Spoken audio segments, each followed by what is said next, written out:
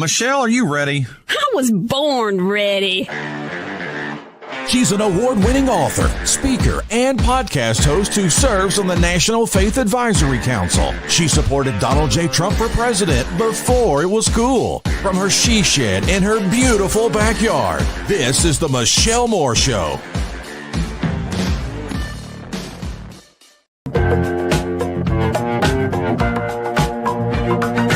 I believe in miracles. Where from? You sexy thing, you. Where was their criticism of our nation's failing test scores for the last several decades? The Department of Education was founded in the 1970s, and since then we have spent more than $3 trillion at this federal bureaucracy. What has been the return on that investment for the American taxpayer? Levels that are less than ideal, less than proficient. Our children's test scores are incredibly concerning when it comes to reading rates, literacy rates, math, and science test scores. The numbers prove that, and the president is finally, this president is finally taking much needed action to return education to where it belongs, and that's to educators closest to students in their classrooms in their respective states. We're going to have a great event here later at 4 o'clock. There will be students here, teachers here, parents here, educators, and of course governors from around the country who are very excited about taking on this responsibility to educate our nation's students. You sexy thing. Who added the song? That is so funny. It's a riot. But of course, we have Press Secretary Caroline Leavitt speaking about, of course, what Donald Trump's getting ready to do. I think it's amazing. He is doing away with, of course, the education department at the highest level, making it where it's going to be returned. Education is going to be returned back to the states. I think that's amazing. We have a lot of great information for you today, so y'all might want to take some notes. And then also, let's see here. So we've got January Littlejohn with us today and her attorney. So her attorney, Bernadette Broyles, is with us as well. They are doing so much when it comes to parents' rights. And so, it's a lot. It's a lot to take in. I've been speaking with them. So if you're like, okay, who is January Littlejohn, Michelle? She was actually mentioned by President Trump during his address to the joint session of Congress back on March 4th. He shared briefly her story. And so before we bring them in, her and her attorney, Bernadette, we're going to go on ahead and show you what he had to say about her and her story. Let's take a listen. My administration is also working to protect our children from toxic ideologies in our schools. A few years ago, January Littlejohn and her husband discovered that their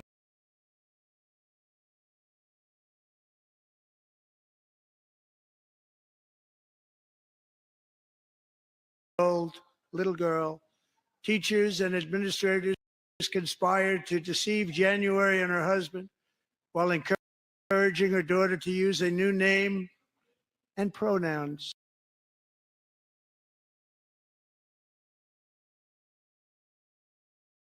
January, who is here tonight and is now a courageous advocate against this form of child abuse. January, thank you. Thank you. Thank you very much.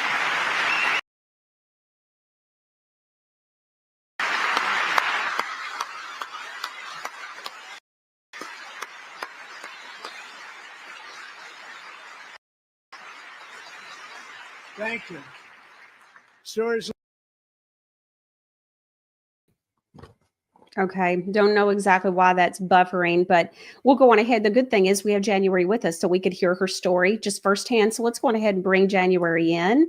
She also has her attorney with us today, but let's have you share your story. We'll bring Bernadette in just a minute. January, thank you for joining us today. So as we were talking about, Donald Trump had a moment there where he shared a little bit about your story. I know there's plenty more to it. So if you would please, why don't you share with us what happened? Sure. Thank you so much for having us on today, Michelle. So at the height of COVID, our daughter was 13 at the time, and she came to us and told us she no longer felt like a girl. This was shortly after 3 of her friends at our local middle school had also suddenly declared trans identities. And I think what's important for your audience to understand is what was being taught at that time that I was unaware of. And this, this gender identity ideology has infiltrated every aspect of our culture, including our media, our medicine, my field of psychology, and unfortunately, our schools. And at the time, I was very unaware of this. But gender identity ideology teaches children like my daughter that they have a so-called gender identity that's completely separate from their sex, and they actually choose to be a boy, girl, neither or both. This is complete pseudoscience nonsense. And I'm so grateful, that all of this has now come out into the sunlight, because sunlight is the best disinfectant. But at the time, Michelle, I was unaware of any of this. And so when my daughter came and told us this announcement, we were concerned. We elicited the help of a counselor. And, you have to remember, this was the height of COVID. So many schools around our country weren't even going back to in-person learning. But thankfully, we did have that option here in Florida. However, it was very locked down. Parents were not allowed on campus. So I had reached out to a teacher. I had no reason at that time not to trust the school.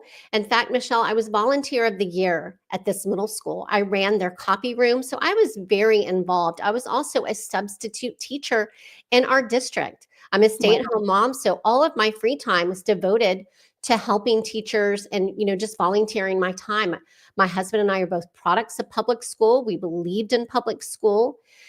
And so, to make a long story short, You reach out to the teacher. I reached out to the teacher, let her know that we were not affirming this false identity at home, that I felt like my daughter's confusion was directly related to her friend group, and that we had elicited the help of a counselor. I naively thought it would be treated like a nickname. 2 weeks later, my daughter gets into the car and says, "Mom, I had a meeting about my name today, and they asked me which restroom I wanted to use." I was confused. I was alarmed that the school had a meeting with my daughter because she also has diagnosed ADHD. So she has a 504 plan on file, which I know they cannot execute without me being present to sign papers. So it was all very confusing and alarming. I reached out immediately to the guidance counselor via email and was called back with both the guidance counselor and the assistant principal and told I could not be giving any information that happened with my daughter in that private meeting at school, because she was now protected by a non-discrimination law. A non-discrimination law, is this a federal law or is it a state of Florida law? It's a law that doesn't exist. Oh. What happened was, Michelle, we continued to press the school and the assistant superintendent. That was our only recourse at that time, was to go to the assistant superintendent, which we did. We went back and forth with her for 6 to 7 weeks when we were finally given an in-person meeting with the middle school principal. And that is where we saw for the first time the formal social transition plan. They are called gender support plans. It's from an organization called Gender Spectrum. Anybody can look these plans up. But this went well beyond a nickname. This went well beyond name and pronouns. They asked the children, Michelle, which restroom and locker room they prefer to use, which sex they prefer to room with on overnight field trips. And then they asked the child, how should we refer to you when speaking to your parents? Should we use your birth name and pronouns or your preferred name and pronouns? And this is to effectively deceive parents, to keep them in the dark that these social transitions have even taken place. This was a safety issue. And in our daughter's situation, Michelle, there were 3 adults alone in the room with my child, asking her these critical questions that not only would impact her safety, but her mental health. Yeah, that's unbelievable to hear all of this going on. What about the law that they were claiming? So how did you end up finding out that there was no such law? So we continued to press for legal justification. And what we were finally given was what they called an LGBTQ guide, which has now been rescinded. And in this guide, it was about 30 pages. My attorney can probably speak better to this, but they were misinterpreting FERPA. They were using all kinds of, law reviews to justify and claim falsely that children have a right to privacy from their parents. That is just not true. And Yeah. in this guide, it explicitly painted all parents to be a danger to their child, because in the Q&A section, it said a child is demonstrating a different gender identity. Should you out this person to the parents? It said no. Outing a child to the parents can be dangerous. It can cause abuse or even make them homeless. Oh, wow. Okay. So they're alienating the parents from the child. Okay. That's exactly right. It's It's parental a systematic. alienation. And it created a huge wedge between us and our daughter, Michelle. We were the only ones in her life at that time trying to keep her tethered to biological reality and protect her from this medical pathway that the school had now placed her on. Because social transition, it is not neutral or a benign intervention. It is the first step toward medical intervention. And most of these girls, Michelle, have co-occurring mental health issues. Many of them have anxiety, depression, eating disorders, previous sexual trauma, and up to 40% of them are on the autism spectrum. So these are Mm. impressionable, vulnerable girls at the start of puberty, and they are being told, if you have any discomfort with your body, it's not normal, and it could be because you're born in the wrong body. That is a horrible, horrible message to be sending a young girl at the height of puberty. Okay. Let me understand something else too, though. So just with the LGBTQ plus guide, they're saying don't out to your parents. Are they alienating the child from the parents the entire time? It's not just with the guide, but is it consistently going on? Obviously, you're having meetings without the parents. I mean, to me, it seems like it's a parental alienation throughout the entire process. Well, I can tell you that I have spoken to hundreds of parents, Michelle, across our country. What happened to my family was not an isolated incident. And unfortunately, there's a lot of different mechanisms that this ideology is being pushed into our schools, one of which are GSA clubs. That used to stand for Gay Straight Alliance. It's morphed into Gender Sexuality Alliance clubs. And these clubs are on our middle school campuses and sometimes even our elementary school campuses. And so absolutely, parents are being undermined through these clubs, certainly through these secret social transitions, even through social emotional learning, these children. And of course, there are endless amount of books, some geared toward children as young as 2 years old, telling them that they could be born in the wrong body, that doctors make a guess when a baby is born about what gender they are, and sometimes they guess wrong. There are books about pronouns where children pick pronouns like they're picking out a pair of shoes. So this ideology has been pushed into every aspect of our culture. Okay, when do these clubs meet, though? You would think that if somebody is a middle school student and they're a member of GSA, I would think that club is meeting after school, and the parent would have to know about it. Are they meeting during school hours? Well, often they're meeting during lunch, and that is Mhm. on purpose so that parents do not know their children are attending these clubs. And in fact, there's a case that is going through the court system right now. Erin Lee and her husband, her child thought she was going to an art club. This art club was not an art club.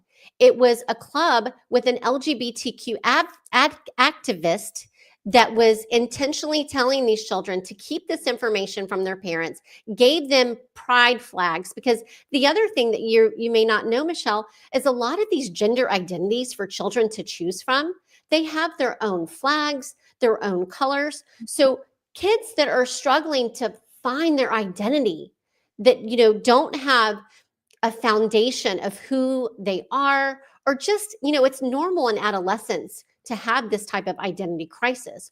What's not normal is to tell them they are born wrong and tell them the only way to cure their distress is to cut off healthy body parts and poison their bodies with puberty blockers and cross-sex hormones that will lead to sterilization and loss of future sexual functioning. There are very serious consequences to this type of social and medical transition. Yeah, and the lifelong consequences. And I've seen just countless people who have gotten older and who wish that the adults in their lives and doctors, counselors, everybody would have treated this differently, obviously, because these are the ones that had the different hormone blockers and surgeries and procedures. And, and they end up saying, I made a mistake. I have yet to see somebody say that they made the right choice. And, there's a reason why the arc of the trans identity is typically 5 to 7 years, Michelle. And it's because that's about how long it takes their frontal lobe to develop. And so the bottom line is sex is binary. People are either male or female. And regardless to the physical changes one makes to their bodies, that can never change. But this ideology, it's all built on multiple lies. Number one, that the lie that you can change sex. Number two, the lie that you can be born in the wrong body. And the third lie, which is what all this rests on, is that we have a so-called gender identity.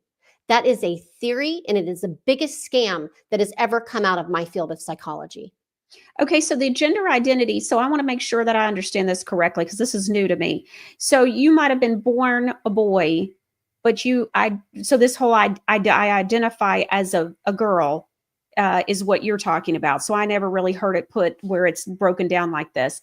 So, okay, so this is making sense to me. So when I hear someone, if you look at a graphic, Michelle, it's called the gender unicorn, or there's a genderbread person, you'll see exactly how they are brainwashing these children into this false belief system. Okay. So, so you can be a boy, but you can then identify as a girl.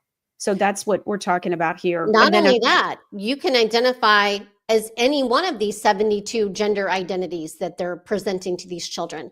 That's where words like non-binary, demi-girl, demi-boy. But guess what, Michelle? These are all based on gender stereotypes. This is the most regressive ideology in history, because if you really press someone on, well, what is a transgender child? What makes that child, quote unquote, transgender?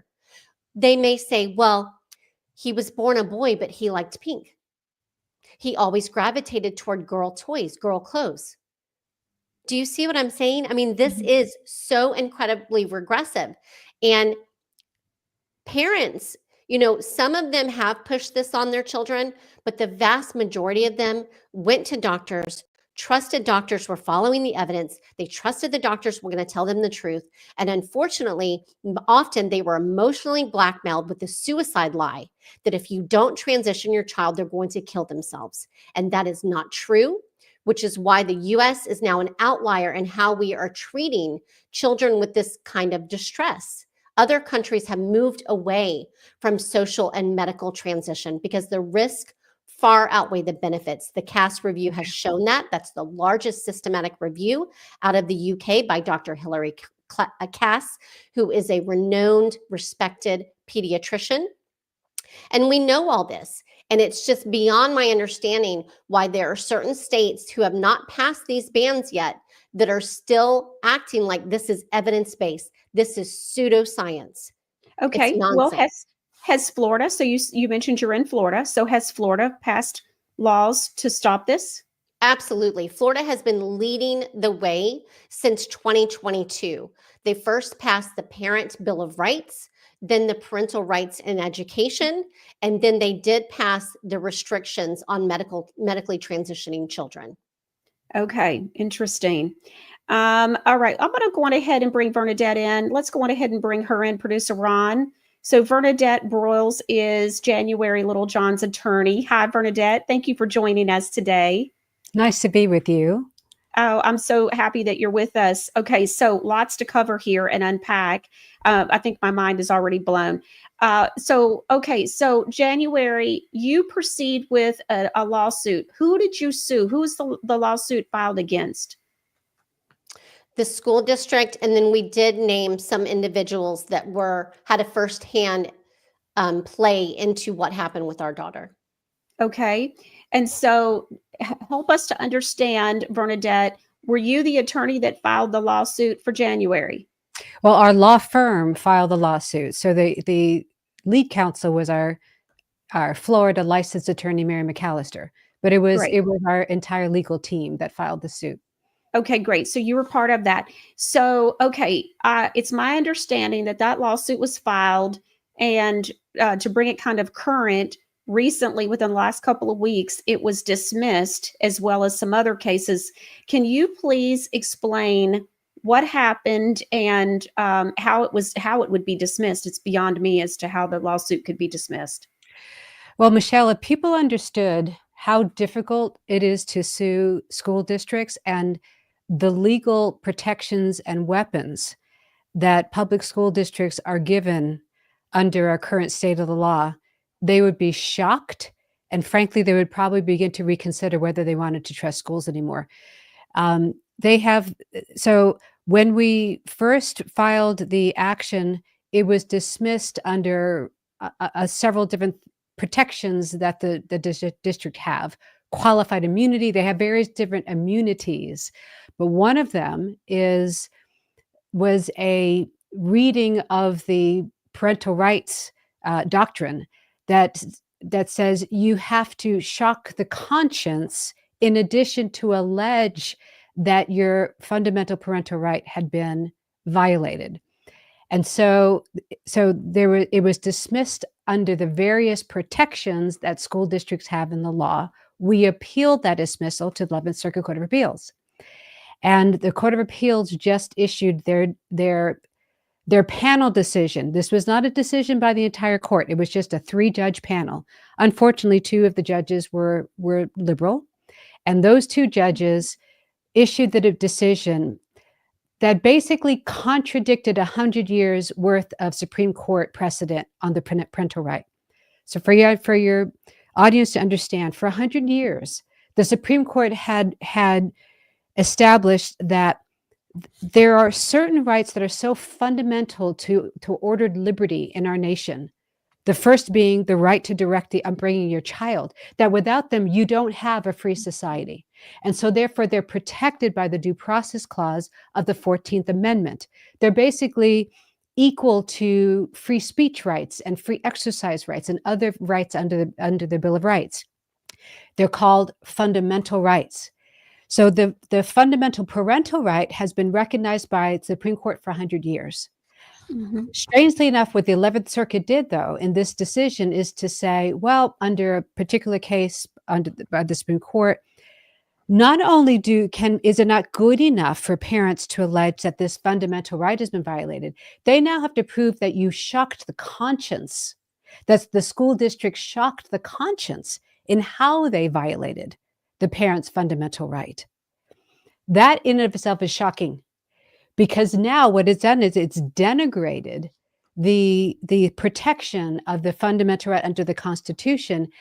It's created a barrier to parents that is so high, it's extremely difficult to reach that hurdle that effectively will shut the court door to many parents who are attempting to vindicate their constitutionally protected right.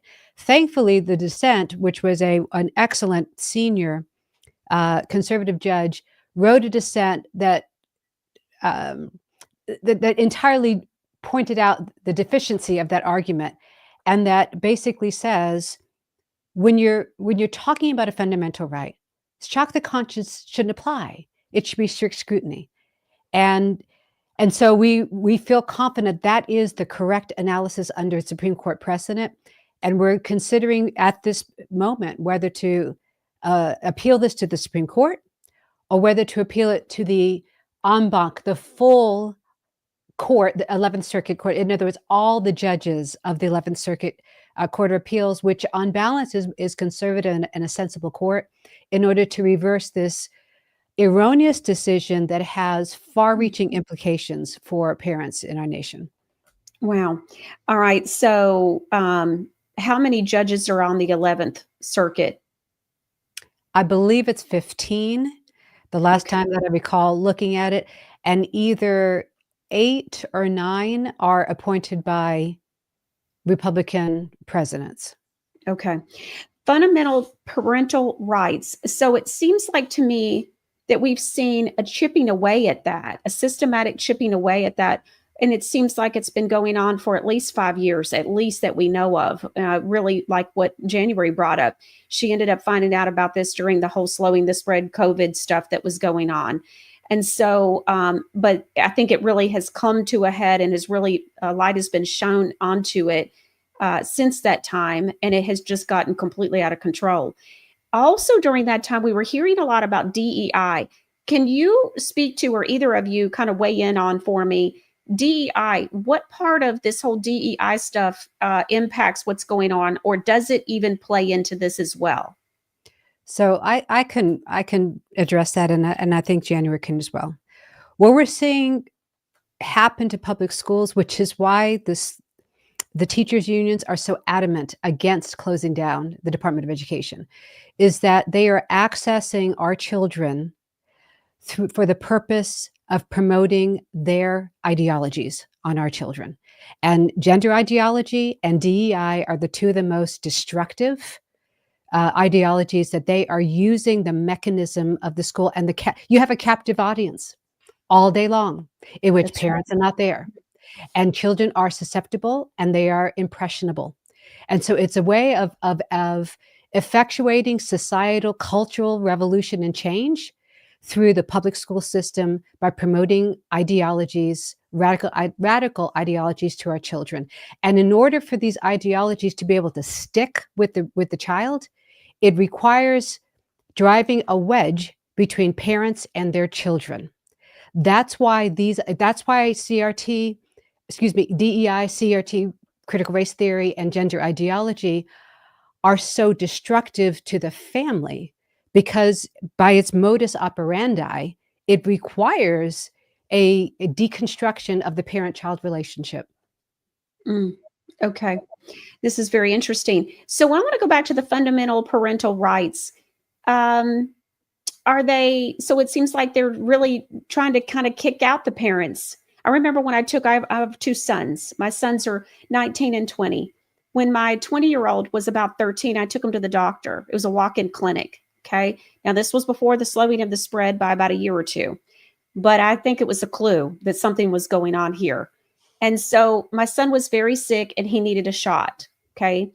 And I think it was like a flu shot or something, and not the flu shot. I'm sorry. It was some kind of a steroid shot or something. So what happens is he hears shot. And so he immediately doesn't want to get the shot. I've said he can have the shot. And he's like, wait a minute. And so the lady, the nurse, stops in the room and she's like, do you not want the shot? And he's like, no, I don't want the shot. What 13-year-old would want a shot? And so she's like, oh, and she looks at me and says, if he doesn't want the shot, then he doesn't get the shot. And I said, what did you just say? And I made her repeat it. And I said, well, I'm the parent. I don't think you understand. He's only 13. He's a child. He's sick. And I've made the decision he can have the shot. And so she's like, no, he has a say in his own health care. He's 13. I immediately requested that she leave the room, that I wanted to speak with my son. And then when she came back in the room, he said that he wanted the shot. And so we left, and boy, was there quite the conversation the rest of the day in our home. But that shocked me, absolutely shocked me. And this is in a healthcare setting. So Bernadette, January, to me, that is another example of like this whole thing about these parental rights. I mean, but yet you want me to drive him here when he's sick. You want me to pay the bill. You want me to pay the deductible. You want me to have the insurance. You want me to go and fill the prescription if there's a prescription. You want me to do all the things, but then you also want to say you get to pick and choose what he can decide. This is complete insanity to me. And so what I think that's a great parallel, that experience, as to what we're discussing here with what the school districts are doing. A lot of these school districts and teachers are doing to these children, like what happened with January and her daughter and family. Yeah. And Michelle, this is happening all across America, but you have to understand there are certain states where the age of consent is 15 years old. Consent of what? Consent to medical treatment. Even here in Florida, we have issues that we still need to close these loopholes, because what happens is, you're exactly right. This erosion on our fundamental parental rights has been going on for a very long time. It's And there's some dangerous. books that speak to that. But even now, with my chart system online and Epic systems online, a child starting at age 12 has to sign a proxy form to give parents access, and it's only partial access, to their online medical records. There have been instances where parents could not access their medical records, but just like you stated, Michelle, they have to pay for them. They're paying the bills. They, of course, are getting their children to and from the appointments, but they are not allowed to have access to those medical records unless the child signs a proxy form. We have a huge assault on parental rights in this country. And if Well, you I fail to do what they think that you should, if you fail to do what they think that you should be doing, they also reserve the right to call Child Protective Services. So parents that fail, that are intent on raising their child in accordance with biologic reality, or in accordance with their faith, their Christian or their Jewish faith, that God made man male and female, or Muslim for that matter, there are parents who are losing custody to Child Protective Services. I have a case of that nature in California right now as we speak. Oh yeah, I know about there was a father who wouldn't go along with it in Canada, and this was about 4 years ago. And it's my understanding that he lost any access to his daughter. And so, this is, but mom was on board with it, and probably sounded like to me was really kind of planting a lot of these seeds in her mind anyways. So it's unfortunate. I mean, I think that's just completely beyond me when we talk about the fundamental parental rights, and how we're talking also about children that their brains are not even fully developed. And so, and you've got hormones and all different kinds of things. These are very sensitive ages that we're discussing here. And so, and I think that's interesting about you talking about the 5-year thing, that, 5 to 6 years later, they have a different situation. And so this takes some time. Yeah, and Michelle, that's what these kids need, even with traditional gender dysphoria. And so, I'm a trained clinician. This issue was non-existent in the late 90s. I worked predominantly with adolescents. I never had one client or patient struggling over distress over their sex. It was non-existent. What we are seeing now is a social contagion. But even for traditional pathways of distress over one's sex, the vast majority, we're talking upwards of 80 to 85% of those children, would resolve that distress naturally, if not socially or medically transitioned, by adulthood. But we are seeing a completely different cohort now that my daughter falls into, that Abigail Schreier's book, Irreversible Damage, talks about. We are seeing a social contagion, an explosion of predominantly teen girls, although we are seeing boys as well. These are mostly very awkward, quirky, autistic boys. But in the UK, they saw a 4,000% increase in teen girls experiencing this type of distress. So this is no different than any other social contagion that we've seen before in terms of eating disorders or cutting. And the answer to this mental health issue is not to facilitate medical abuse on these children. It is to get them the proper psychotherapy, exploratory therapy, to help them address the actual root to their distress, which I can promise you is not this made up gender nonsense. Okay, so the 74, did you say it was 74 different gender ideologies that people can identify as? There's probably infinite at this point. Back in 2020, when I did a deep dive into this, there was about 75, but again, they're all made up. Yeah, I was going to say, so I was going to ask you if that included the whole dog and cat thing, because that's a whole nother thing. There's a lot of enabling to a lot of the crazy. So I would call it crazy. Here's one of the things that I don't understand, okay? How do you get teachers on board with this? How did these teachers become on board? So you had 3 adults that were in the room with your daughter. And so do you know any kind of a backstory or any kind of suspicions even as to how you get teachers and principals this far along into this crazy? Well, I mentioned it because the teachers' unions have been completely captured by this ideology, completely. The statements, Randy Weingarten, she is all in on this ideology. The alternative teachers unions, so their position statements are completely endorsing it. In fact, there's some training that they provide as to how you keep keep it away from parents to know about what is going on, about socially transitioning a child and keeping it from parents. The American Association of School Counselors, AASC, also completely captured by this ideology. And they also provide training for how you can affirm a child's gender identity and make sure that it's not found out by the parents. These, yeah. And Okay, Michelle, that's here in scary. Florida, it was an NGO called Equality Florida. And there are different types of equality organizations all over our country. And here in Florida, it was very apparent that starting in 2016, they had a whole part of their organization called Safe Schools. And what they were doing was they were approaching schools, asking them, here's a checklist. How best are you protecting your LGBT students? And they would give them these checklists of, do you have safe space stickers? Are all of your faculty and staff trained in gender identity and sexual orientation? Do you have an LGBTQ guide? Because again, many of these guides were not going through school board approval, but they were being treated as de facto policies. They would also ask them, do you have gender support plans for your transgender students?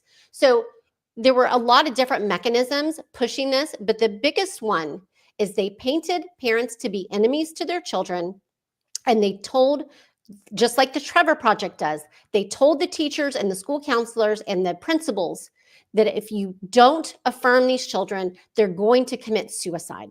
These were two lies that took root and completely negated common sense and critical thinking when it comes to what is best for children. Because if they really cared about the safety of these kids, they would have always included a parent in every single circumstance. That's right. That's right. All right. I want to go back. So January, you are working with legislators, trying to help with legislation. Okay. So a couple of questions about that. In your work with the legislators, are you working with legislators throughout the country or just in Florida? Yes. So my advocacy did start in Florida because, like I said, I think sunlight is the best disinfectant. And I was grateful that we had a Florida legislature and amazing Governor Ron DeSantis, who, as soon as they found out what happened to my family, they took action. Because, like I said, what happened to our family was not an isolated incident. Leon County was not the only one that had these LGBTQ guides. These guides were in school districts all over our state. But now what we're seeing, and I volunteer for an organization called Do No Harm, and they are doing fantastic work. I would encourage all of your viewers to check out our website, donoharmmedicine.org. Anybody can become a member and support our work. But, you know, one thing that's really frightening to me about my case being dismissed, as well as the Foot case being dismissed at the First Circuit, is it's now going to embolden these school districts that are in states that don't have laws against these secret social transitions. It's going to embolden them to keep doing it. And, you know, you hear states like Texas, you think this can't possibly happen there. It just happened there this year. Texas does not have a state law against this. They have one pending right now, and so does Arkansas. They're called the Vulnerable Child Protection Act. But it's a serious situation for states to understand that parental rights are under attack, and these school districts need to be held to account when they are violating parental rights in this manner. Well, January, I hate to bring it up, but, you know, we think that about Texas, but we also think that about Florida. So if it can happen in Florida, when I found out you were in Florida, I about fell out of my chair. And so remember, this was 2020. So this was way before, you know, anybody really truly understood what was happening. So I am grateful that our Florida legislature, like I said, they paved the way for other states to pass these types of protections. And I'm really grateful to work with Do No Harm, who not only is working for detransitioners and trying to get detransition Bill of Rights passed, but also getting the medical restrictions passed for minors. Because as you stated, these children, they don't have the cognitive maturity to consent to these types of lifelong irreversible changes. And then another area that Do No Harm is working hard in is to remove DEI and discrimination out of the medical field and medical schools. All right. So I want to go back, though, to talking about the teachers and how in the world have they been captured. So you're saying, well, that's the beauty about the state, that, education's going back to the states, right?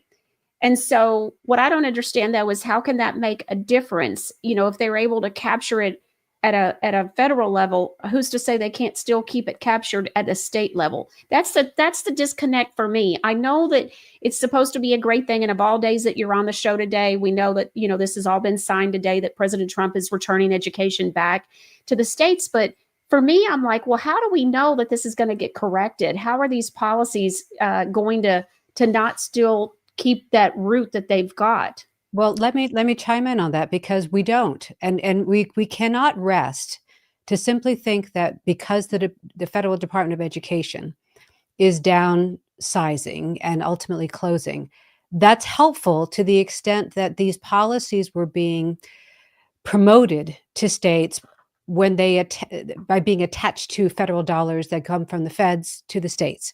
And it was being promoted through a variety of ways, through grants, through training, through guidance they were giving out, interpreting Title IX as covering gender identity, etc. It's great that that's coming to an end, but by no stretch is the war over, because you're absolutely right. There are activists, and the teachers unions are activating at the local level, at the individual school level. And so for that reason, parents, and we argue with the Child and Parental Rights Campaign, faith communities, churches have got to get into, they've got to activate, they have got to speak out on this issue. They need to understand this issue. They need to train their parents as to how to protect their children and how to protect themselves, because there's a bigger picture, Michelle. What we have learned is that these children, as unfortunate as it is, they're pawns. They're being used to effectuate a larger societal change of normalizing the falsehood that humans are something other than male and female. This is the larger societal shift of the understanding of human beings that they're wanting to institute into our nation and even into the world. And they're utilizing the susceptibility of children. So, we are increasingly not only speaking to parent groups, but now to churches, because of the critical role that the church has in the community. The church helped pass the Civil Rights Act, that they have to speak out on the truth on this fundamental issue. Yeah. All right. Well, that's interesting. I find it all very interesting. And I think you make a great point, Bernadette, that, we've got to keep fighting the good fight here. They are after our most vulnerable, which is our children. What is, and of course, one of the biggest ways is to be able to alienate the children from the parents. And one of the biggest ways it looks like is through the fundamental parental rights. If they can attack that and sever the rights that the parents have over the children, then, they've got their hands and can do whatever they want with these children. And that's what's scary. Let's go on ahead and go over a couple of questions. I want to go back to the legislation in just a minute, but first, let's read a couple of viewer comments and questions. Deborah Lynn W. says, can these people put impressionable children on these dangerous puberty blockers and hormone blocker drugs without their parents' knowledge or permission? And isn't that a crime? If not, it should be. So we're talking about teachers. Now, there's also, I don't think that the teachers would be able to put them on a puberty blocker, right? That would take a doctor. No, they can't do that. That much they cannot do. No, but however, there are school clinics. More and more you're seeing states going to like this holistic education type model that they're creating. They're co-locating medical clinics in with schools. And that is extremely dangerous. That needs to be resisted by state legislatures, that needs to be resisted by parents, because the concern would be that just as they have secretly transitioned children because they're claiming that the child wants to do this and we're just cooperating. Well, our concern would be that there may be, the secret provision or consent to these medications. And so that is something that needs to be resisted. Yeah, And by the that, way, that makes sense. And we do those were need even to being look up pushed some of by the CDC, Michelle, and under the former administration. So it's Right. called whole school, whole child model. And it sounds really good to working parents, and especially single parents. You know, I was raised by a single parent. I'm sure that would have sounded very enticing to her, but it's all about the erosion of parental rights and pushing this gender identity ideology into these school systems. So, you know, one thing that I think it's important to understand is this indoctrination did not happen overnight. It's been happening for a very long time. Even Dr. Ryan Anderson was trying to sound the alarm back in 2018 when he wrote When Harry Became Sally. A lot of this started happening under Obama. So what we really need to see is a change in culture. We need to get it out of our medical professional organizations, out of our schools, out of our universities, and that is going to take time. It's going to take people continuing to tell the truth. And it's also going to take teachers and school counselors who know this is wrong to stand up, because guess what, Michelle? They are actually winning their cases. That's really important to understand. We need more of them to stand up and say, no, I will not keep these secrets from parents. It's wrong. And they are winning their court cases. So we need much more people standing up. I think a lot of the detransitional lawsuits are going to put a stop eventually to the medical transitioning, because the bottom line is hospitals don't like risk and liability. So once they start having to pay out money because they have damaged these individuals medically, they have abused them, they have harmed them irreversibly. But these lawsuits take time. We filed ours back in 2021, and we're still in that process. And in the meantime, I speak with families, and I know Bernadette does as well, on a weekly basis, who are being destroyed by this ideology. And so the question that keeps me up at night is, how many will it take?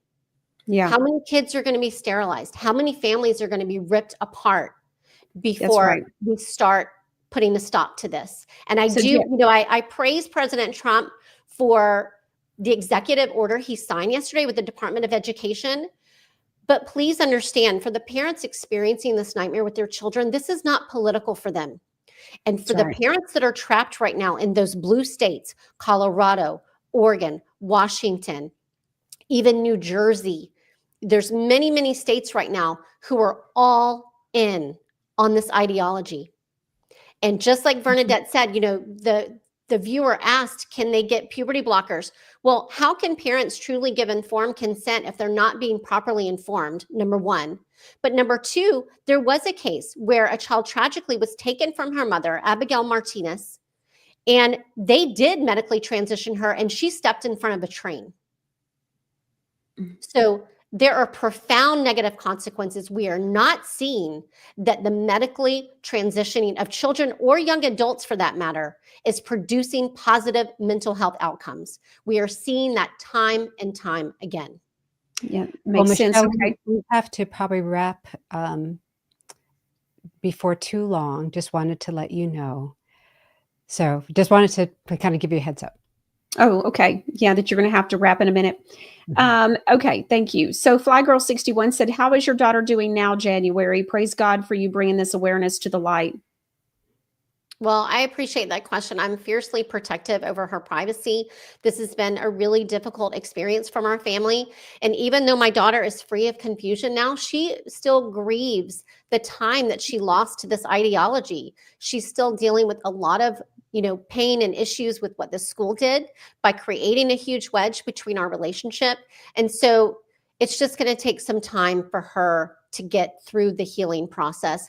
But the good news is there is hope. There are so many parents walking their children on the other side of this confusion. And, the best thing that parents can be doing is fully inoculating their kids from this ideology altogether. I understand. Okay, so Bernadette, while we have you, I wanted to make sure that we gave you some time to talk about what the law firm does that you work with. Well, sure. So very briefly, we assist parents like January in order to sue school districts that are secretly transitioning their children behind parents' back. And in addition to that, we're representing parents who have lost custody from with Child Protective Services, and I've got, as I said, I have a case like that right now in California. We are also representing girls or former coaches. We have a former coach in order to protect girls and women in their spaces and in their sports from this ideology. We are also been increasingly working with churches, and so I just wanted to real briefly discuss a resource that we have, because I don't ever like to just talk about the problem. I like to talk about solutions. Lawsuits are one solution, but they're difficult and they're long. Prevention, Wheels of justice turn slow. they turn slow, but there's also cultural change. And it's better to protect a family than it is, before these things happen, and to equip them to be able to protect themselves than to have to defend them after the fact. That would be, the highest way to protect them is before the fact. So I'll just let you know, we do have a resource for churches called the Church Transgender Response Guide. And Jan was actually part of the team that created this guide, but it is a way. It's 99 pages, and it contains the most basic information, a lot of which we talk about today, but in far greater detail. Oh, I'm sorry. I thought I cut myself off for just a minute there. No, you're good. Yeah. So what is this phenomenal about? What are the schools doing? What's the medicine? What's the science? But then it also talks about, how can a church protect itself? How can a church teach the truth? And then also equip parents to be able to protect their children, or to be able to rescue their child if they've been caught into this lie. Thirdly, we talk about, policies for the church, legal advice for how to create their documents to protect themselves legally. And then finally, how to address the young people themselves, because parents can't be there all the time. So how do you teach a child to protect their own heart and to stand for the truth in their own environments? And so there's a graphic that we've shared with you that you can show, that will show how exactly. There's a QR code for how to go onto our website and to be able to access this resource, and even to sign up for a training if you wanted to have our team come out and to train your church. This sort of information, but times 100, to take a day long or half a day training to equip your church to protect itself and protect its families. And then if you wanted to follow us on X, there's our handles. You can follow us on X, as to what we're doing and what is the latest information. So, Okay. Well, I appreciate you, Bernadette, with sharing that. I do want to go back, January, and I want to ask you about your work with the legislators. We had a gentleman on last Friday, and his name's Gary Humble with Tennessee Stands. And one of the things that he was explaining just with Tennessee on a state level is, he said the lobbyists are out of control. He said in Tennessee, the biggest lobbyists, there's no one bigger than Vanderbilt University. And so he said, it's very obvious who's putting the money toward the campaigns and who's in charge as you walk up and down the halls. And so, January, with this kind of work, you think, well, okay, everybody's got to be pulling, like the lobbyists and the legislators. You would think they'd be pulling for legislation to be passed and for the fundamental parental rights to be retained by the parents. And so, but in your experience, what are you seeing when it comes to the lobbyists and the legislators? Well, prior to 2020, Michelle, I was just a normal soccer mom. And so my first time going up to the Capitol to testify, it was very apparent to me there weren't regular moms and dads going up to the Capitol to these committee hearings. It was all lobbyists and special interest groups, activist groups. And so that was the first thing that struck me. The second thing was, I thought, well, who are these people that are against parental rights? Why would you be against a parental right law? And one of the biggest organizations that were voting no and asking the committee members to vote no were the PTA organization, which I know that Bernadette brought up. Of course, there were other NGOs that were against the parental rights, like Equality Florida. But then there were also organizations that were for the parental rights organizations like Florida Family Policy Council. But there aren't enough regular citizens engaged. And I would encourage your audience, get to know who your representatives are. Have a meeting with them. Ask them, what are you doing to protect parental rights? We need to be much more proactive as parents and citizens so that we can be a part of changing the culture, changing the law so that we can protect children from this ideology.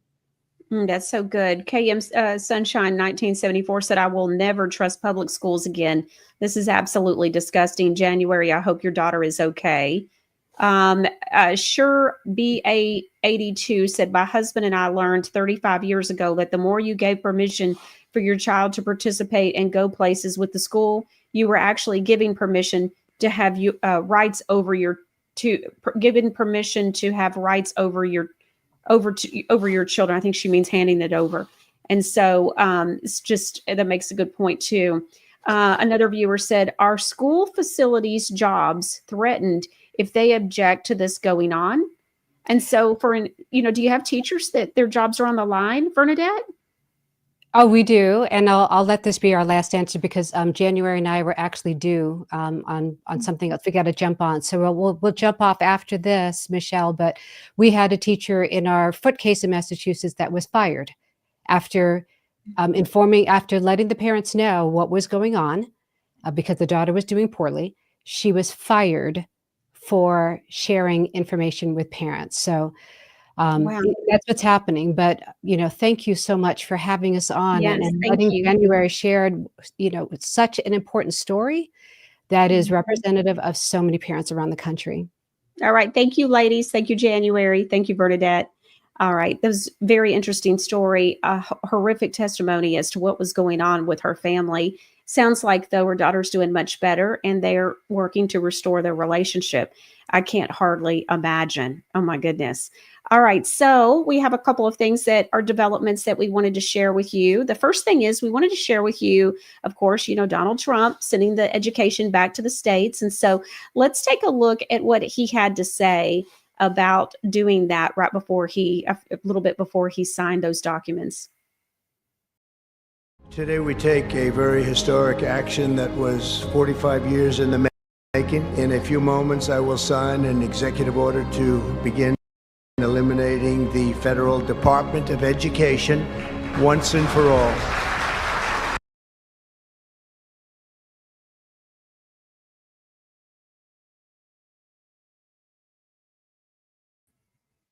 Okay, so I don't know what the deal is with video today, but I'm just wondering. I'm very interested in how this is going to end up affecting education. The whole thing is we're supposed to be turning it back to the states so that way we can be in control and decisions can be made locally and statewide and all of that kind of stuff. And so it'll be interesting to see how it ends up going out and happening. But I think that listening to January today has been very eye-opening. One of the things that President Trump said in that video, he says, we're going to be returning education very simply back to the states where it belongs. And we want to have our children well educated and we want them to love going to school. Another thing that I thought was interesting is a new thing that's been developing, is Vivek Ramaswamy. Of course, he's running for governor over Ohio, and he has announced today his plans to completely transform public education in Ohio. It's been very interesting. He says that the teachers are up in arms, and so I'm sure they are. And after listening to January, it makes sense, right? And so he says that his plan includes a merit-based pay. I'm sure the teachers are really having it because they really haven't been paid based on that. It's all been based on seniority and how many years have you been teaching? And, and a lot of times it seems like it's kind of like, I call it government workers. It's like, they've been there, so nobody can fire them, but yet they don't do a good job. And why would they be doing a good job? They're not incentivized to do it. We all know exactly what I'm talking about. And so I just am excited to hear that all this change is going on. But I am discouraged, especially after speaking with Gary Humble last week and then hearing January today reinforcing that her work has been, has not been very easy with the legislators and the lobbyists. And so they're voting against a lot of these things. And so they're not necessarily on our side. And so, of course, she's talking about NGOs, which are non-governmental organizations as well. And so it's going to be interesting to see how this goes. But I think, especially in, state by state, how is it going to happen? Some states are going to have better legislation than others. And of course, one of the reason why I said that I was surprised to hear that this happened in Florida is, yes, they have passed that legislation. But we have to also remember that, gosh, back in 2020, 2021, it was like Trump country, and everybody was talking about moving to Florida. And so while everybody was talking about moving to Florida and all the boat things that were going on in the ocean, where they were like all the Trump flags, and everybody's having these big Trump rallies on the ocean and all of that. And it's like, oh my gosh, it just looked like just the place that everybody would want to live was in Florida. But it turned out that this stuff was going on in the school system. So we got to be very vigilant. I also want to mention, let's see. So, okay. So producer Ron says that he has the Vivek video. Let's see if it will play correctly or not. Let's see. One of the things we're going to do here in Ohio is I'm going to lead this state to be the first state in the country to adopt merit-based pay for every teacher and principal and administrator. Pay for performance. That's what businesses do. There's no reason we shouldn't be running our public schools in the same way. People will say that means they're going to teach to the test. Tests should not be the sole outcome. It should include peer reviews of other teachers. It should include parental assessments. Most parents do know how well their kids are doing in the classroom. But at the end of the day, teacher quality is the #1 factor in a school that affects the performance of a student. The best teachers in the country right now, sadly, are underpaid, to your point, Sean. We need to fix that, but we need to fix that through meritocracy by paying for performance. There isn't a state that does it yet. Thanks to President Trump's bold actions today, we can lead the way. All right. U.S. Secretary of Education, Linda McMahon. She also was on Fox. Let's hear what she has to say about what they were doing. Well, I think that's been the president's, hue and cry. He said we are spending more money per pupil than any country in the world, and we're seeing less results. That's a clear indicator that we are not doing the best thing we can do for our students. I do think returning to basics is the best way to do it. We need to teach math and English and literacy and writing. We don't need to teach ideology. We have to let teachers teach. I have such respect for our teachers.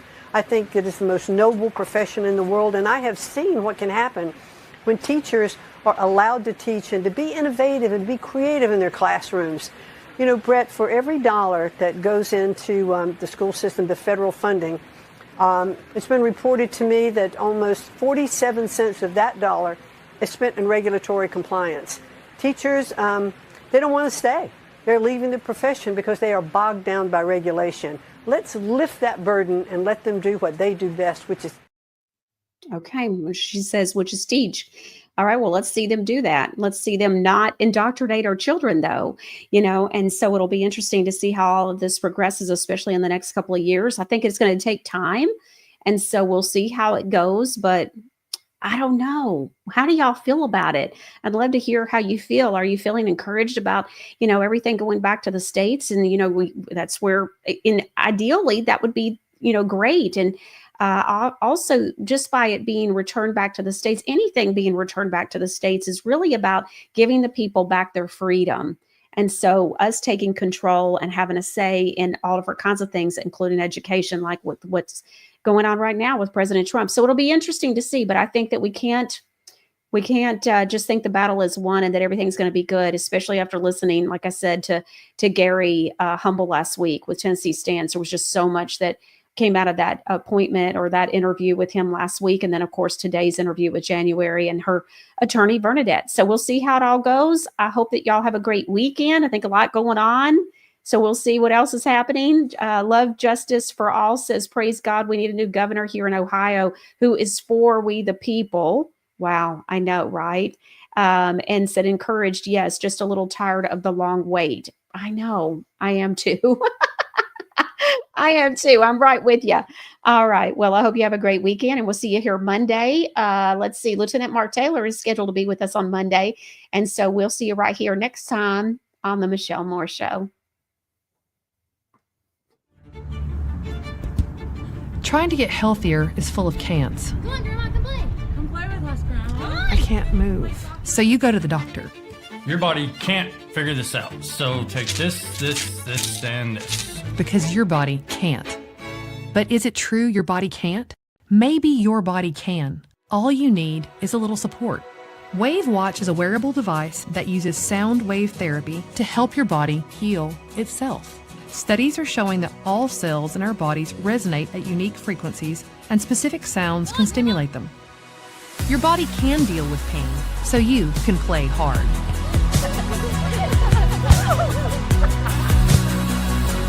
WaveWatch comes with a 1-year manufacturer's warranty for defects and flaws, and you can upgrade to an additional warranty for water damage and breakage. Go to wavewatch.com. Be sure to use the discount code Michelle100 at checkout to receive $100 savings on. Toxic chemicals are everywhere, even in products we've used for generations. Now there's a replacement solution, Godly Granny. Godly Granny products are nutraceutical, clean products with purpose. All our products like skin creams, bath bombs, lip scrubs, deodorants, and more are free of the Godly Granny 5 Dirty Dozen list. That's 60 harmful chemicals many other companies use that you'll never find in our products. Go to godlygranny.com today. Be sure and use the discount code Michelle10 at checkout to receive 10% off your entire order.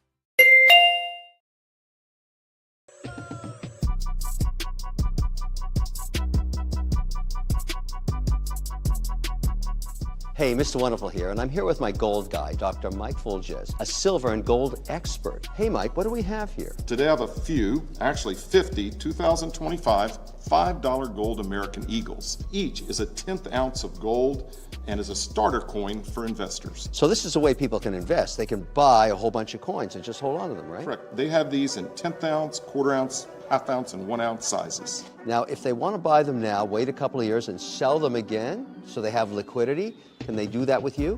Immediately. We buy millions every month back from clients. So you really are the gold guy. That's why we're America's gold expert.